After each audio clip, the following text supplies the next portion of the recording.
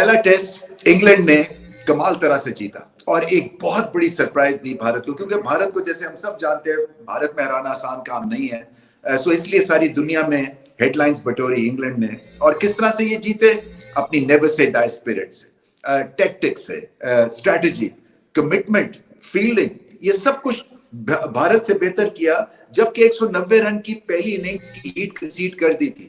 तो क्या चीज थी कि ये जो इंग्लैंड की टीम है जुड़े रहे? देखें, एक तो ये होता है जब आप टूर होते हैं तो आप वन फॉर ऑल और ऑल फॉर वन के हिसाब से खेलना शुरू कर देते हैं। आपकी बॉन्डिंग बहुत अच्छी हो जाती है, एक दूसरे के लिए खेलते हैं, क्योंकि माहौल ऐसा हो जाता है हर रोज आप एक दूसरे से मिल रहे हैं। और इसमें जो एनवायरनमेंट जो क्रिएट ऐसी होती है वो लीडरशिप के थ्रू होती है। और ये देखा इसलिए कि बहुत सारी टीम्स गिर जाती हैं 190 रन की लीड कंसीड करके, मगर ये मुख्तलिफ टीम है इंग्लैंड की और इसीलिए ये एशिया में आके हेडलाइंस बना रहे हैं, क्योंकि एक तरह से लास्ट फ्रंटियर है। अगर भारत में ये सीरीज हरा देते हैं, इससे बड़ी कोई फतह नहीं होगी ब्रेंडन मैकलम एंड कंपनी के लिए। सो किया क्या इन्होंने? ऑली पॉप ने कमाल की इनिंग्स खेली और उन्होंने ये बताया कि किस तरह से टैक्टिक्स के थ्रू, स्ट्रैटेजी के थ्रू आप जो है स्पिनिंग ट्रैक के ऊपर स्पिनर्स का भुरकस निकाल सकते हैं। क्योंकि जो लेफ्ट आर्म स्पिन था राइट हैंड के अगेंस्ट, वो लेफ्ट हैंड खेल के उन्होंने उसका एक जो एडवांटेज था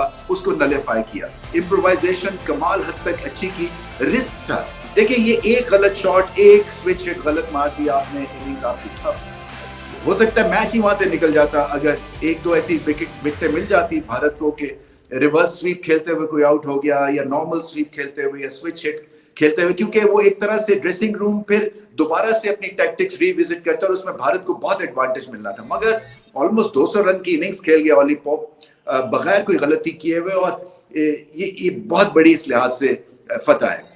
जब इस तरह की आप टैक्टिक्स के थ्रू मैच जीतते हैं तो उसमें बहुत बड़ा हाथ आपके कोचिंग स्टाफ का, आपके थिंक टैंक का होता है, क्योंकि टीम सिलेक्शन सजेस्ट करते हैं वो कप्तान को, स्ट्रैटेजी कप्तान के साथ मिलकर कुछ बनती होगी, फिर पिच को रीड करना और फिर किस तरह से भारत को तंग किया जा सकता है। हराया तो नहीं बट तंग किया जा सकता है और बहुत जबरदस्त तरह से तंग किया। मुझे ऐसे लगा कि भारत कहीं ना कहीं जो है वो थोड़ा सा उन्होंने इजी भी ले लिया इंग्लैंड को। 190 रन की फर्स्ट इनिंग्स लीड, उनका ख्याल था कि पिच जो है ये अपना काम दिखा देगी और इंग्लैंड के पास इतनी सकत नहीं है कि ये इस मैच में वापस आ सके, बल्कि ना वापस आए और बल्कि मैच भी जीत गए। और फिर 400 रन जो खा लिए सेकंड इनिंग्स में भारतीय बॉलर्स ने, यहाँ पे मैच हाथ से निकला। सो अब देखना ये है कि क्या बॉलिंग कॉम्बिनेशन होगा। और मेरे लिए जो सबसे जबरदस्त चीज होने वाली है इस अगले टेस्ट मैच में, जिसकी वजह से मैं ये रिव्यू करना चाह रहा था, वो ये कि किस तरह से अब दोनों टीम्स फील्ड प्लेस करेंगी। क्योंकि ये पिच जो है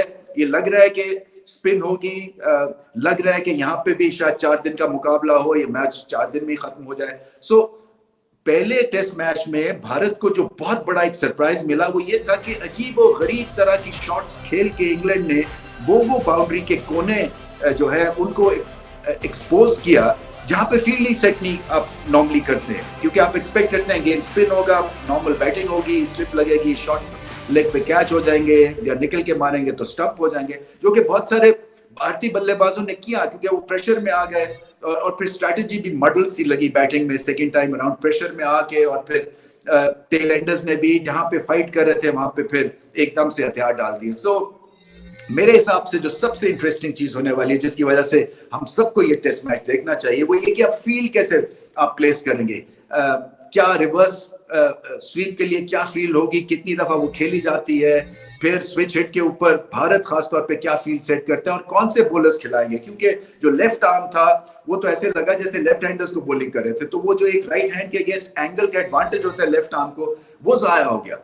फिर स्पिनर्स ने रन्स भी खासे दे दिए और इसी तरह से ऑफ स्पिन का जो ऑप्शन था भारत के पास उसको भी नलीफाई कर दिया एक तरह से इम्प्रोवाइज करके।